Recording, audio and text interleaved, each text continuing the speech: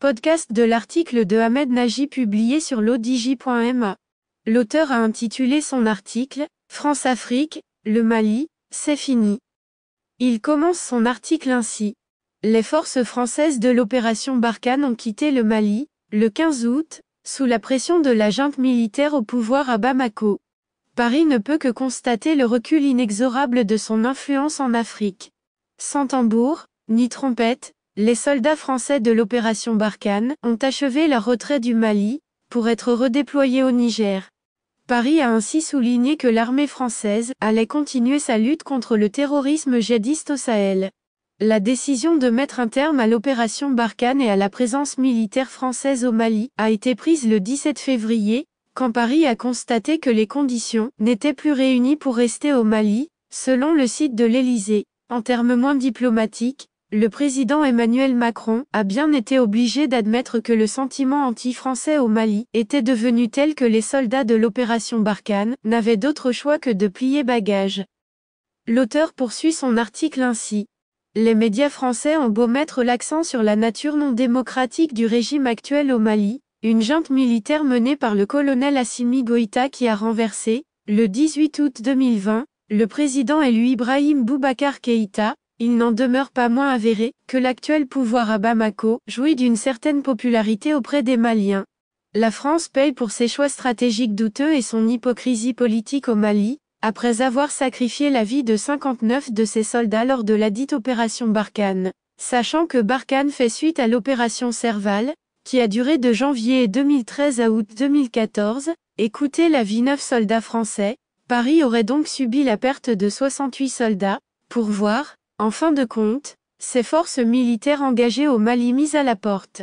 La raison avancée par les médias français pour expliquer le départ de l'armée française du Mali serait la lutte d'influence qui oppose la France à la Russie en Afrique, les mercenaires russes de la société Wagner, réputés proches du Kremlin, devant y remplacer les forces de l'Hexagone. Sans être erronée, cette explication ne constitue qu'une part du déroulement des événements qui ont mené au départ des forces militaires françaises au Mali. Il faut revenir à l'opération Serval, qui a permis d'empêcher les djihadistes de prendre d'assaut la capitale du Mali. Pour saisir la complexité du sujet, les forces armées maliennes ont dû attendre le 13 février 2020 pour entrer dans la ville de Kidal, fief des rebelles touaregs proches d'Al-Qaïda dirigés par Iyad Ghali, pourtant tombé aux mains de l'armée française début 2014.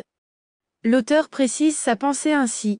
Paris était prise entre le marteau de l'intégrité territoriale malienne et du droit de l'autorité centrale d'exercer sa pleine souveraineté sur le nord du Mali et la réalité d'une composition ethnique, avec ses référents historiques, totalement inadaptés à un régime démocratique à l'occidental. Au nord du Mali se trouvent les tribus de pasteurs nomades et semi-nomades touaregs et Maures, Amazirs, et les Kunta, arabes.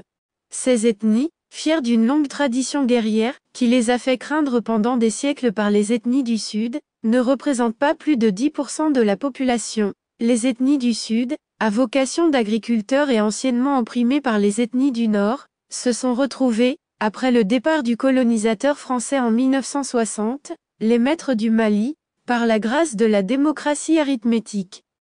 L'auteur ajoute ainsi. La première rébellion touareg a eu lieu en 1963, c'est-à-dire 3 ans seulement après l'accès à l'indépendance.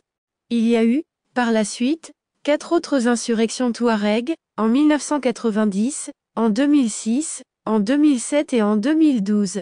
S'imaginer que les anciens oppresseurs du nord du Mali allaient se plier, par la magie de la démocratie, à l'autorité de leurs anciens opprimés du Sud, ou que ces derniers allaient traiter les premiers, sous leur administration, en simples citoyens ne peut germer que dans l'esprit malade d'occidentaux convaincus de l'universalité de leur modèle politique. Maintenant que les Français se sont retirés du Mali, il est certain que les milices djihadistes vont reprendre du poil de la bête, mais il n'est pas aussi sûr qu'elles puissent envahir la capitale, Bamako, dont la défense est actuellement assurée par les mercenaires russes de Wagner. D'ailleurs, que sont réellement ces milices djihadistes? Les Touaregs se sont essentiellement liés à Al-Qaïda, qui s'est adapté à leurs revendications politico-ethniques. Daesh est venu la concurrencer dans la zone du Sahel, mais en gardant son idéologie internationaliste, ce qui en fait une véritable bizarrerie auprès de populations à culture fondamentalement tribale. Mais il y a également toutes les bandes de narcotrafiquants sévissant dans cette région, qui trouvent moins honteux de se présenter comme des terroristes plutôt que les criminels qu'ils sont réellement. Toutes ces bandes armées du nord du Mali, aux motivations différenciées, n'en coopèrent pas moins contre l'ennemi commun du Sud, à l'exception de Daesh, qui combat frontalement Al-Qaïda pour l'évincer du Sahel. L'auteur conclut son article ainsi.